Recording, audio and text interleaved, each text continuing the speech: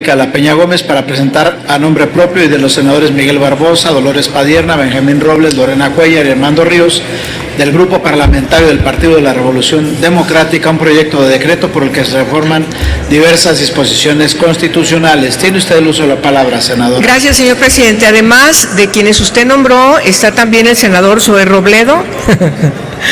Y quiero informarles a ustedes que el contexto de esta iniciativa sigue insistiendo en buscar garantizar una plena independencia de uno de los poderes de la Unión, que es el Poder Judicial, y al tenor de ese objetivo es que hemos planteado esta iniciativa.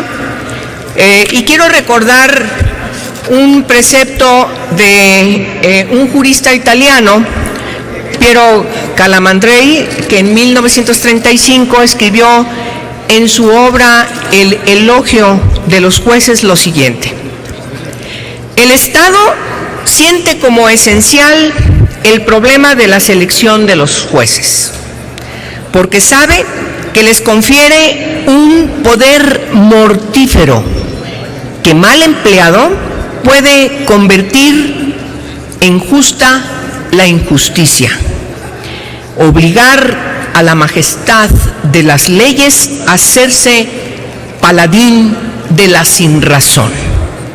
Y también señaló: no es honesto, cuando se habla de los problemas de la justicia, refugiarse tras la cómoda frase hecha de que la magistratura está por encima de toda crítica y de toda sospecha, como si los magistrados fueran seres sobrehumanos, a quienes no alcanzarán las miserias terrenales y por tanto intangibles. El que se conforma con esas necias adulaciones ofende la seriedad de la magistratura, a la que se honra no adulándola, sino ayudándola a que se mantenga a la altura de su misión. 1935. Ha pasado mucho desde entonces. Una nueva organización de las Naciones Unidas, después de una Segunda Guerra Mundial desastrosa para la humanidad, nuevos pactos sobre derechos humanos a partir de 1945, empezando con la Carta de las Naciones. Igualmente en los continentes, todos los procesos para configuración, distintos tratados internacionales y, por supuesto, finalmente, el logro del Tratado de Derechos Humanos de las Mujeres, la Convención para la Eliminación de todas las formas de la discriminación. ¿Por qué es importante mencionar esto? Porque la discusión en la que vamos a entrar próximamente en el Senado de la República tiene que darse a partir de las ternas que tiene que presentar el presidente de la República para la Suprema Corte de Justicia de la Nación. Tiene que presentarse desde dos rutas que me parece no debemos dejar de observar con toda precisión. En primer lugar, todavía seguir arrastrando el gran poderío que tiene quien conduce uno de los tres poderes de la Unión, que es el titular del Poder Ejecutivo Federal, y el otro gran pendiente que tiene que ver con la igualdad sustantiva. ¿Por qué nos preocupa? Porque en estos momentos en que el país está atravesando por una grave situación de violencia, de inseguridad, de desconfianza en las instituciones, también de retos para lograr que los derechos humanos plasmados en la Constitución se conviertan efectivamente en la ruta que consolide la gobernanza como la que se dedica precisamente a resolver y garantizar mejores condiciones de vida de todas las personas sin ningún tipo de discriminación y bajo ninguna índole. Hoy nuevamente vamos a entrar al reto de quién vamos a nombrar a partir de ternas que enviará el presidente de la República. Creemos que esa ruta tiene que transformarse, también tiene que entrar a la dinámica de las reformas estructurales en las que hemos entrado en los últimos años para tener una constitución política acorde a los nuevos tiempos y sobre todo se armonice a los preceptos de los tratados internacionales que México ha aprobado.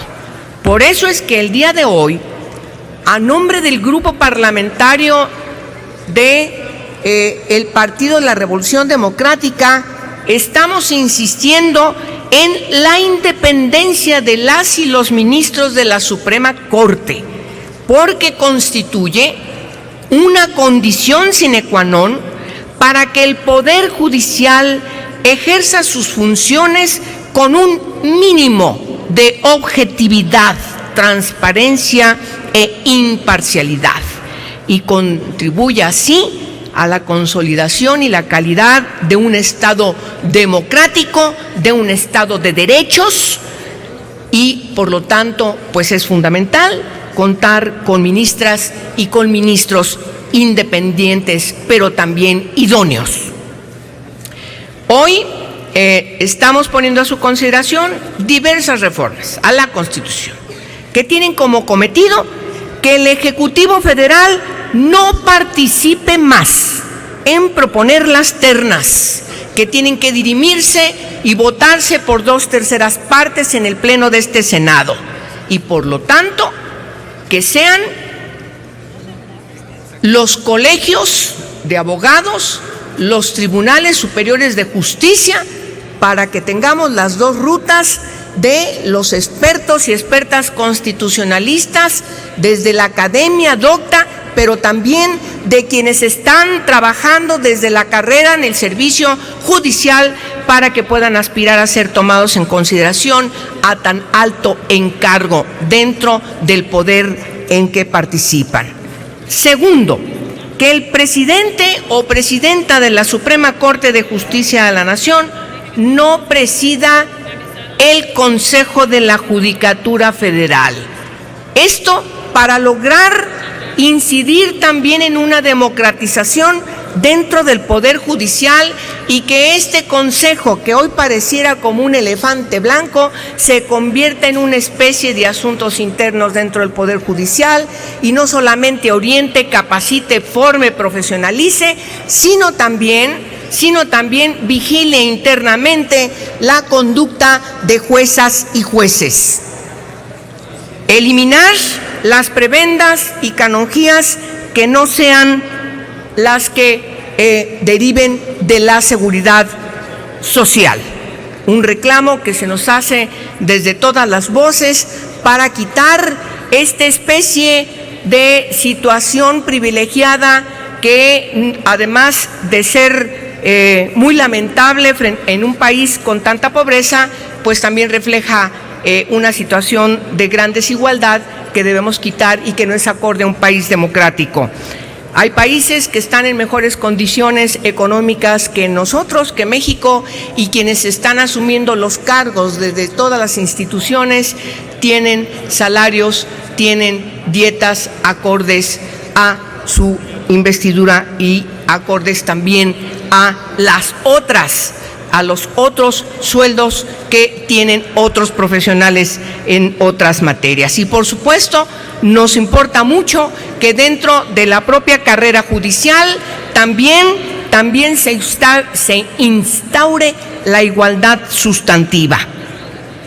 Es importante señalar que en este sentido necesitamos contextualizar de manera clara y precisa cuál es la diferencia de la igualdad inscrita en el siglo V entonces por San Agustín y lo que ahora hemos construido, la igualdad sustantiva, que tiene que dedicarse a resolver todas las situaciones de discriminación contra las mujeres y, por supuesto, integrarlas de manera eficaz, de manera efectiva, en la conducción de manera paritaria, en todo lo que las instituciones tienen que hacer. Por eso, el día de hoy presentamos las reformas a la fracción octava del artículo 76, un párrafo al artículo 94, las fracciones cuarta, sexta y el último párrafo del artículo 95.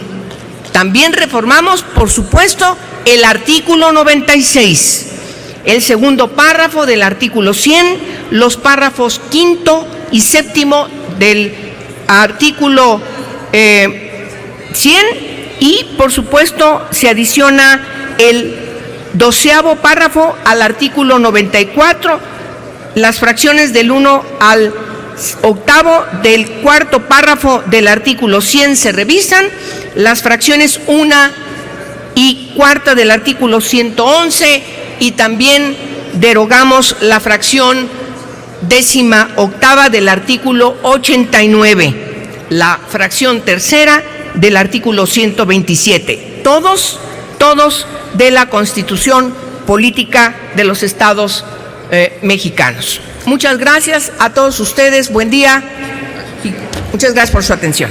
Muchas gracias. Senador, le preguntan si se puede adherir a la...